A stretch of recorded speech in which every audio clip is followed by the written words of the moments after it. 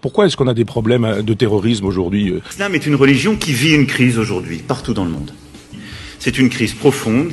Les musulmans sont pas des imbéciles non plus. C'est-à-dire, on leur mène une guerre chez eux. En Afghanistan, par exemple, ou au Mali, on leur rend la vie impossible, on s'en va les massacrer, on les tue par dizaines ou par centaines, et en même temps, on voudrait que ces gens-là soient gentils, etc. Ils sont pas gentils, mais ils ont raison.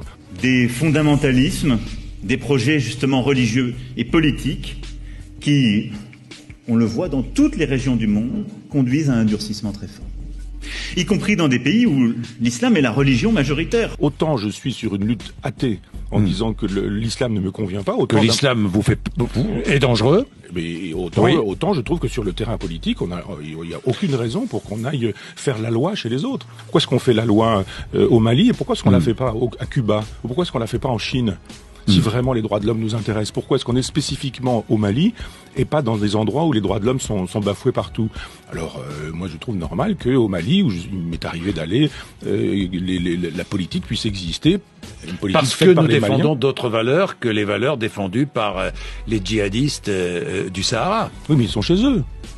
Et on va pas faire la loi chez les musulmans, enfin dans les pays musulmans, que les musulmans fassent leur loi. Pourquoi est-ce qu'on n'intervient pas en Israël? Pourquoi il faut arrêter de vouloir faire la politique coloniale qui est la nôtre dans des pays sous prétexte que ce serait des droits de l'homme qui nous animeraient.